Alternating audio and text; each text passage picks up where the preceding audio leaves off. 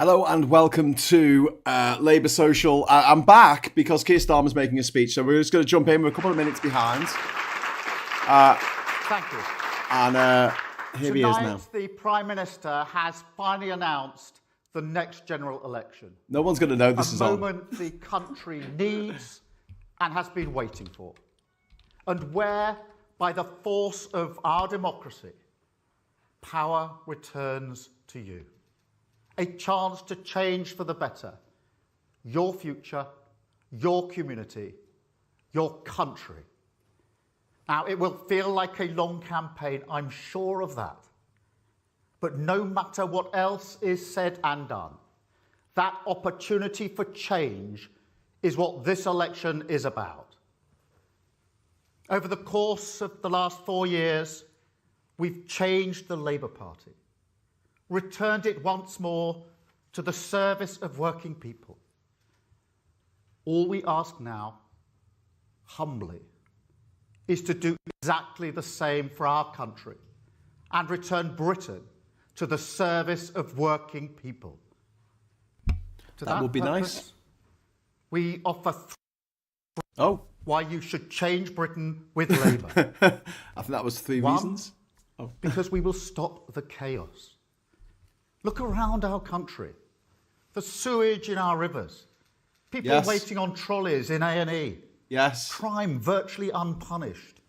Mortgages and food prices through the roof. It's all, every bit of it, a direct result of the Tory chaos in Westminster.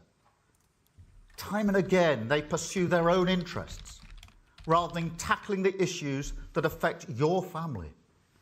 And if they get another 5 years, they will feel entitled to carry on exactly as they are.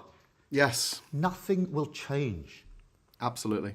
A vote for Labour is a vote for stability, economic and political. A politics that treads more lightly on all our lives. A vote to stop the chaos. 2, because it's time for change. Our offer is to reset both our economy and our politics so that they once again serve the interests of working people. We totally reject the Tory view that economic strength is somehow gifted from those at the top. Over the past 14 years, through all the crises we've had to face, sticking with that idea has left our country exposed, insecure, and unable to unlock the potential of every community. Cheers, Jack. But a vote for Labour is a vote to turn the page on all that. A vote for change.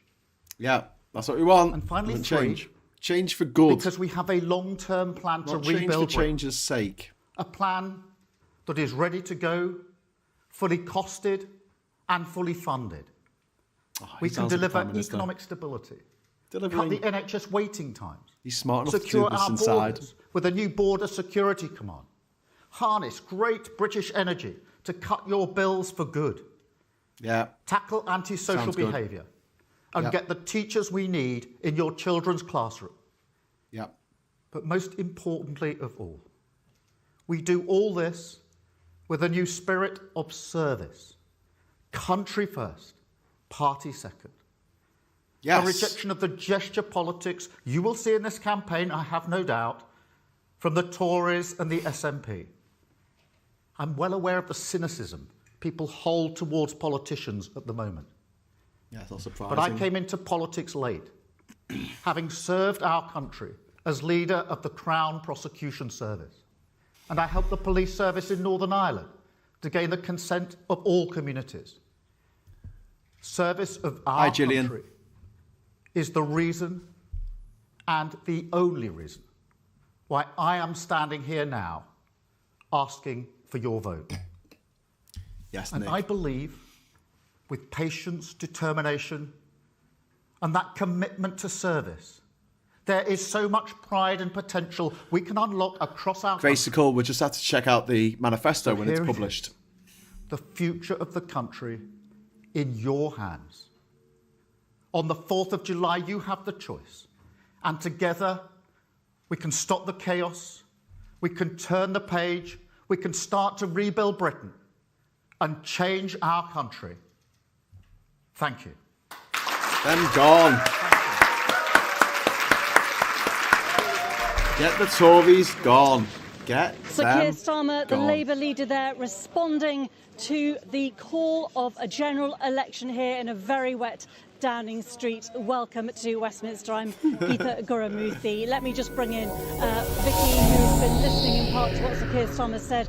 He was in the dry, Vicky. Rishi Sunak, we just saw him a few minutes ago, absolutely drowned. But they were both repeating their messages on this huge, momentous day. Yeah. Well, yeah, I could do the feed there, but that was a hell of a point. Like, you know, from the get-go. I mean, the election was only announced less than an hour ago, and already Keir Starmer has shown that he is such a better leader by just simply holding the press conference inside when it's raining. I mean, we're going to announce the election. What if it's raining? Oh, we'll just get wet then, I guess. So you're going to stand in Downing Street with Steve Bray blasting out D-beams. Things can only get better. Wow, you get absolutely sodden wet. Why do you try and make out like the Tories have done anything for us apart from made this country weaker, poorer, more at each other's throats? The damage they've done to this nation, it's almost unquantifiable what they've done. It will take an entire generation to fix the damage the Tories have done.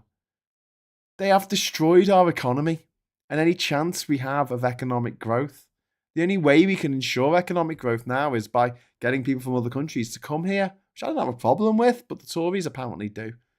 So they're at once trying to destroy the economy and destroy our only chance of getting the economy to improve. What they've done to this country, it's criminal. And I, for one, want to see them behind bars for what they've done.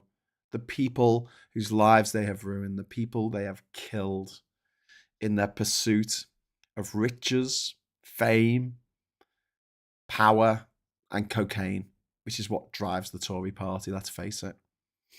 So, yeah, just it was a bit of a surprise little video there. I'm going to go in a minute just to say, you know, I wanted to cover Keir Starmer's speech kicking off the Labour Party's election campaign for July the 4th. So please join us for the election that's going to happen in just 6 weeks' time. Please make sure that you are registered to vote. Please make sure that you've got voter ID. And please check out stopthetories.vote once it's live to see who your best tactical vote will be.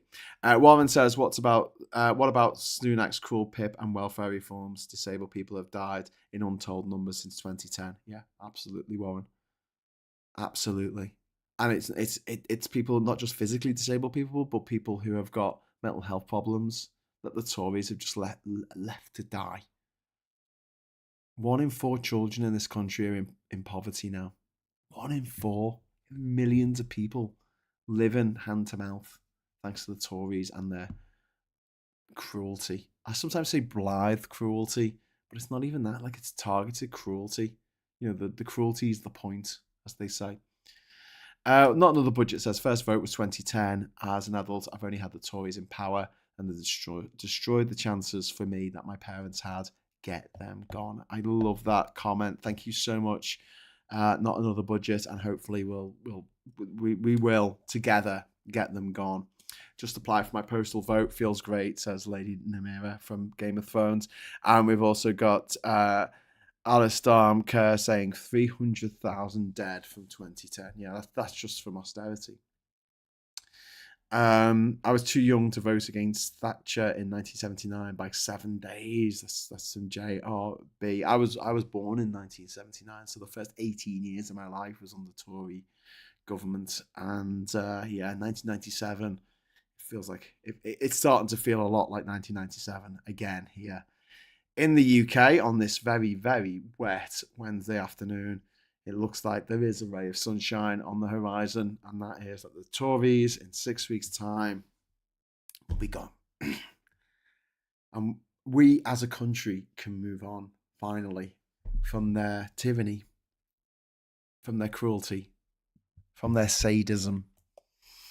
And we can build a better Britain for everyone to live in. A more friendly, a more peaceful, a more sensible, a more caring nation, which is what we need. Because what the Tories have done to us, like I say, I think it's beyond measure what they've done to us, and it needs to be pointed out time and time again. Please, tonight, get in touch with 5 people that you know who might not be registered to vote, and just make sure they're registered to vote. We're getting going on this. Phil will be back in the morning at 9:30 for Morning Brew. Until then, I'll say thank you very much for watching. Just go through some of the chat, because we don't have much in the chat, so I may as well say it. Laugh my ass off. I missed Sunak's speech. Sounds like vital comedy viewing. That's from Graceicle. It was hilarious. Alistair missed that. Need to see it. The Tories couldn't afford a Argos gazebo. Do you know, JRB, I was thinking the exact same thing. So we organised a protest against the Tories, against their Brexit in 2019 in Manchester, and we knew it was going to rain because it was Manchester, so we made sure we had the gazebo and a stage that had a cover on it. And when we started, we did some speeches from the gazebo in Whitworth Park, and then we marched to Castlefield where we actually had the rally, and we made sure that we were undercover because we knew it was Manchester and there's a good chance it was going to rain. Happy Independence Day, July the 4th, says Robert Duckham. Couldn't agree more. After the rain comes the rainbow, says New Bottle. And yeah, absolutely. Things can only get better. Steve is a legend. Steve Brather. That's from Lord Shouty. And Starmer had at least the sense to keep his presser indoors. Well, there you go. I mean, that just shows the difference between the two leaders. You have one who's an idiot who went outside and got very wet to the sound of things can only get better. And then you had you had Keir Starmer, much more of a sensible person, a grown up, if you will, in Parliament, who just came out, said what he needed to say, kept it short, kept it sweet, and then left, and he didn't get absolutely soaking wet or have the music of his rivals playing in the background. I look forward to not having to pay attention to the 1922 committee a bit.